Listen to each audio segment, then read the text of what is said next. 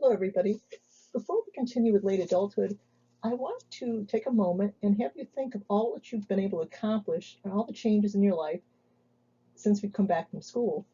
You've probably picked up quite a few skills, whether it's Zoom in a class or whatever technologies. Think about maybe putting a section on your Vita uh, referring to technologies that you're familiar with and that could perhaps be an asset in a job situation. Just a thought. Well, let's continue. So we're in late adulthood now. Take a moment and, if you will, think of the ages. Hopefully you said 60 and 65 plus. We're off and running.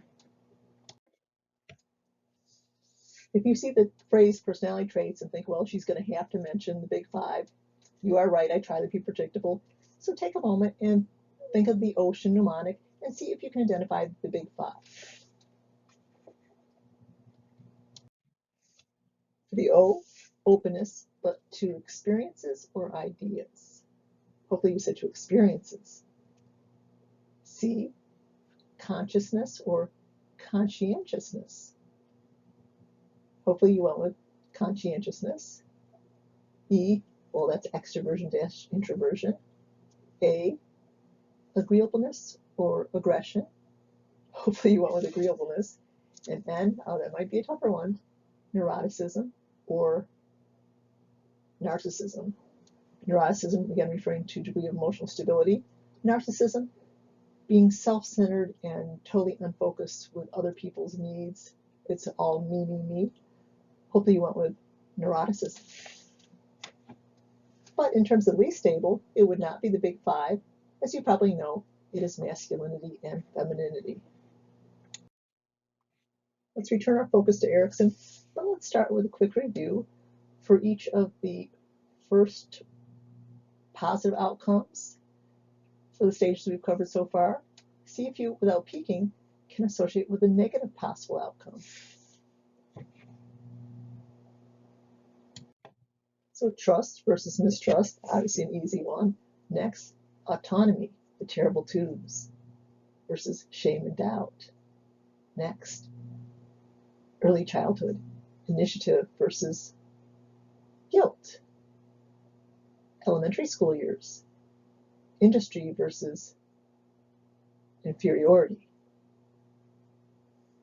I remember one time we had an activity which we had to cut out a house and put it up, and the teacher would put it on the streets. And I was very timid about which way to cut the material, so I gave it to somebody else, and they miscut it. So my house was half the size of everybody else's for the full semester. So definitely the shame and doubt end of it. Identity versus role confusion. Intimacy versus isolation. And generativity, that's a new one. Hopefully you went with stagnation because we have not mentioned that so far. So I hope you did well. That was a call for Bailey, the foster dog. His prospective owners have been approved, so now to schedule a meeting. I'll keep you informed. So integrity, a life well lived. Despair, significant regrets, and realization that what choices have been made cannot be undone. A possible outcome is despondence, bitterness. But although Erikson didn't consider this, I would suggest neither. Perhaps they're in denial. 20% of adults in late adulthood die at intestate, which means without a will. So even though they're in their 70s, 80s, 90s, or above, not willing to make a will because not wanting to face that. I know many of my partners' friends in their 80s and higher health problems are still planning on living to 100. Again, maybe denial is a powerful human defense mechanism.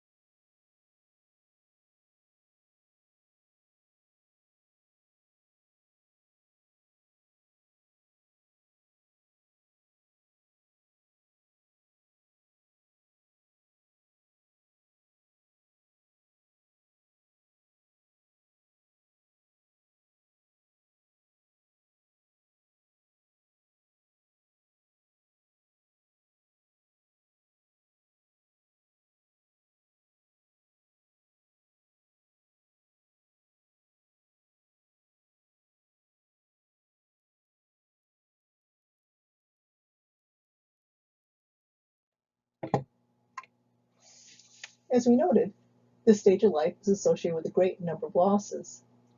This is a partial list. How many of these did you come up with? And did you come up with any good ones on your own? I strongly suspect that you did. In no particular order, I started with health. So there might be a constant reminder of pain in one's arthritic joints, diabetes management, heart management, and so on. So a great many changes related to health. Friends, one by one, one's friends will drop away and be lost. Siblings, sometimes one is the last remaining sibling. Partner loss. Related to health again, mobility. I was thinking about the ability to walk without a cane, walk without a walker, walk at all. Maybe be able to put on your own shoes, I don't know, cut your own toenails. Driving, some have to give it up, some voluntarily give it up, but the loss of driving has a great many implications in terms of getting together with their friends, enjoying life, hobbies. So driving is a very significant loss. Loss of one job. The job is often an identity. Being retired such and such is not the same as being an active such and such. Pets. It might be that one has to move to a complex that pets, such as dogs, are not allowed. Or it might be, in the case of my aunt, afraid to get another dog for fear that she'll die and leave this pet behind. I will mention that there is very new news as of, anyway, 4/23, that felines can get coronavirus. There is a stricken tiger in the Bronx Zoo. So if you have cats and you let them go out the house, if they carouse with another cat and that cat's owner has COVID, you risk your cat getting it and possibly you. So until evidence suggests otherwise, I suggest you not let your cats out unless you live in the country far from any neighbors. But back to our main topic, hobbies. Maybe the hobby requires mobility. Maybe the hobby requires great visual ability, such as maybe sewing. I know somebody that can't sew with black because they can't work with black on black. So loss of hobbies is often very significant. Overall, these can lead to a great loss of independence. Also, one's authority as a parent. The person might be sliding more in terms of the roles of one being taken care of rather than the caretaker. And relate to an independence, an overall sense of lack of control in one's life. So again, late adulthood, integrity versus despair, can be a time of great losses. Let's consider something called the positivity effect. When people look over their life, they are much more likely to recall good experiences over bad. Maybe as an analogy, childbirth might be a very strenuous and painful process, often leaving the woman in the midst of it, swearing she'll never do that again, and yet afterwards, the pain is often forgotten as you view your newborn child. So a similar effect, but refers to, obviously not the birthing process, but one's entire life.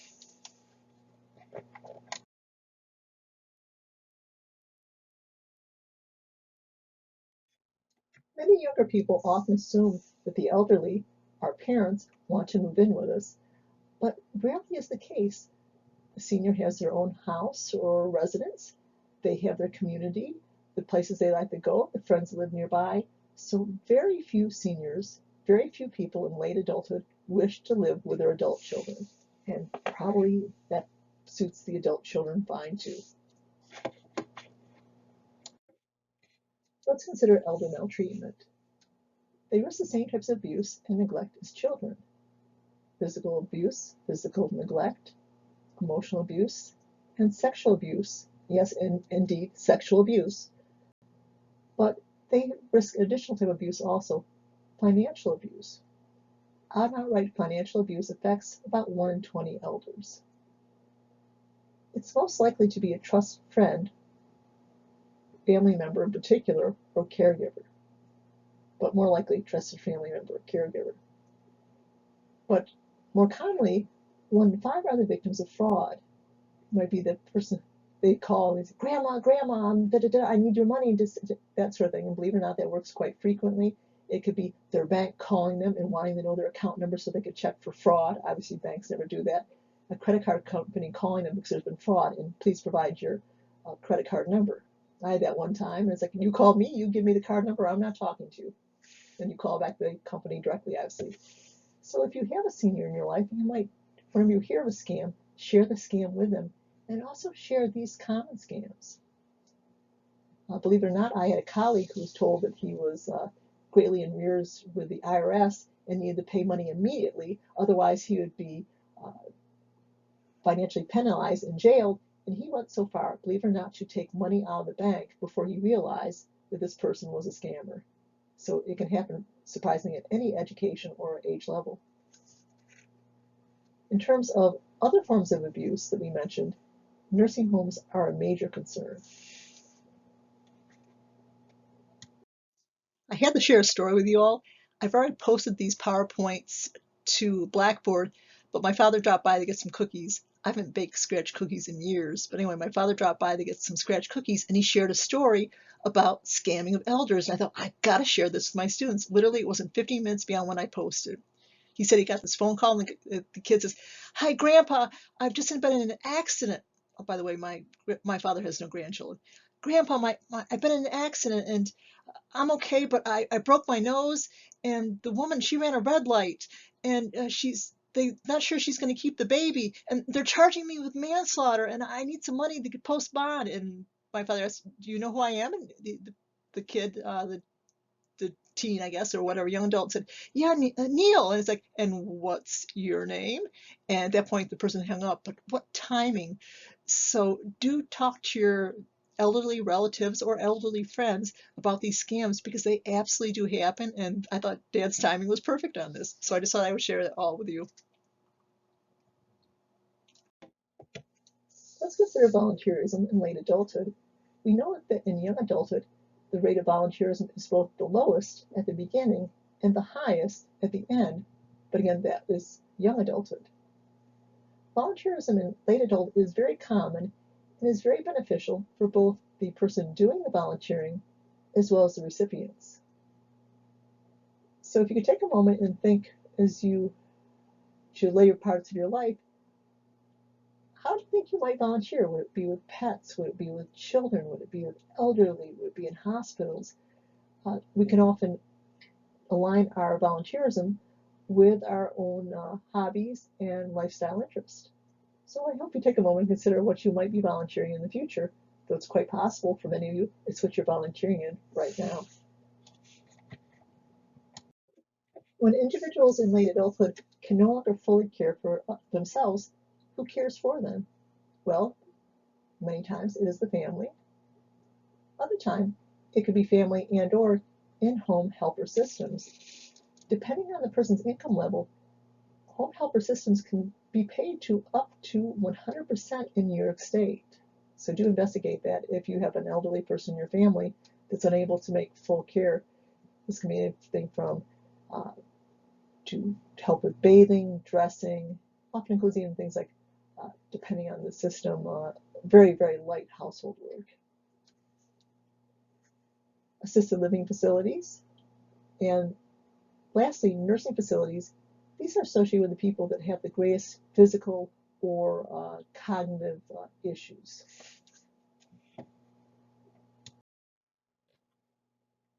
Let's consider housing arrangements in late adulthood. Many people, especially in the early part of late adulthood, that is the young old, live in ordinary homes, often their own. It could be with a partner or could be alone, though sometimes seniors will take on for the first time housemates, or maybe they've done this throughout their lives. Housemates can offer shared household responsibilities, companionship, and of course, fiscally very advantageous. Another possibility is they live in an ordinary home, but it's the home of a family member. Sometimes in late adulthood, seniors sell their home or move from their private apartment to residential communities that are senior-based. Private dwellings in senior developments can be homes or townhouses, or it can be in assisted living communities. The advantage is a larger peer group. Often there's activities built in. There might be shared exercise rooms, perhaps shared pools. Often there is transportation in the form of vans to places that seniors might want to go, from anywhere from a supermarket to a drugstore to the mall. So do offer many advantages. Nursing homes, as mentioned, are often associated with individuals with very significant physical and or mental incapacitations.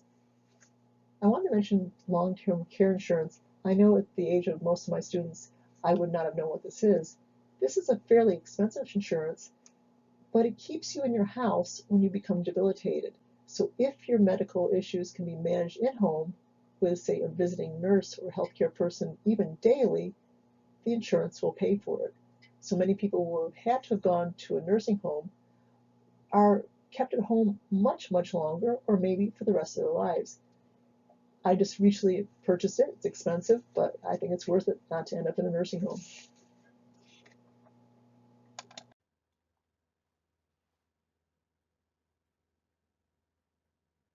Let's now consider some basic retirement facts, the good, the bad, and the ugly. Almost 10% of persons age 65 or older work, part-time or full-time. For many, it's voluntary, and for many, it is not. 3/4 of retirees say that they're financially comfortable. That would be our good news, assuming you're not in the 25%. 20%, as we learned before, expect to never be able to afford to retire. And if you look at singles, for half of singles, Social Security is almost the entirety of their income, close to 90%, but pushing the entirety. So start saving, even if it's $10 a paycheck when you're a young adult, and you'll probably be just fine. Don't wait till late in life, or you will quite possibly not be.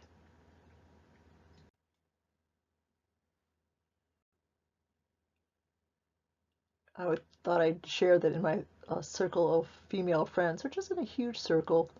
One has told me that she will never be able to retire, and another friend is 70 and she is currently working because she has to. Let's consider some good news. Seniors, on average, are far better off than previous decades. The 75-plus age group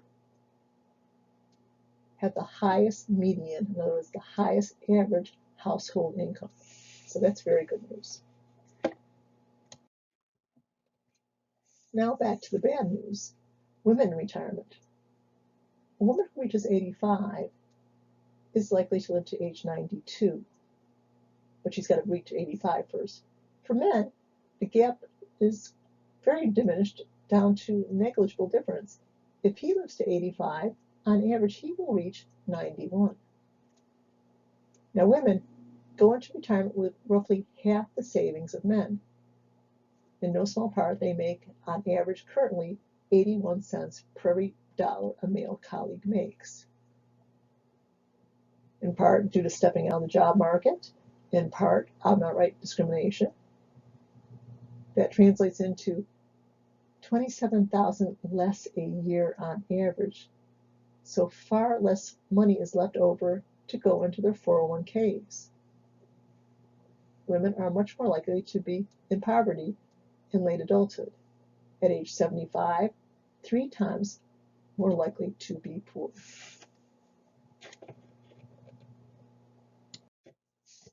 The sibling relationship is typically the longest life relationship. And the nature of our sibling relationships varies dramatically from person to person, and even obviously from sibling to sibling. Relationships can get better, worse, or totally break down. But siblings can be an important insurance policy. When one's lost one's partner, one's friends, they might be the lifeline one needs to prevent, in some cases, even homelessness. In other cases, a source of companionship, even if it's via phone or Skyping. Let's consider our last slide of this particular module on widows and widowers. Women are widows and men are widowers. If you're having trouble distinguishing the two, just think of the black widow spider. She's a female, right, and sometimes cannibalizes her tiny mate? Indeed. So the widow is the female. 7 out of 10 women will become widows. Yet, strangely enough, Many do not plan well. They relinquish their driving to their partner for years or even decades, the financial arrangements of the household. So unfortunately, many women do not plan for what is often going to happen. Now, after the death of the partner, men are 5 times more likely to remarry. And in part because men, the widowers, have a much harder time in the state and process of life. Why? Well, if you're thinking in terms of heterosexual relationship, often the woman is the one who monitors the health, goads him into seeing doctors, makes sure he takes his prescription, makes sure he goes to physical therapy or so on. So without that lack of that partner that's very invested in his health, he often sees decline in health. Often in relationships, the woman is the one that keeps the couple in touch with other couples, single friends, family. So without her role, sometimes he becomes socially isolated. The next one, sorry guys, I don't have a lot of sympathy for, but I don't think this would be a factor in the households of my men in this particular class. Men of at least current late adulthood are distressed over household work. They seem to think it's beneath them, so they're distressed over whether it's washing the dishes or doing the laundry. So this is just the way this particular age group looks at housework. And also, research suggests strongly that men get more out of marriage than women get out of marriage. So since they benefit from marriage more, they have much more to lose when they are not in this relationship. And we have now finished our chapter, or pardon, our module.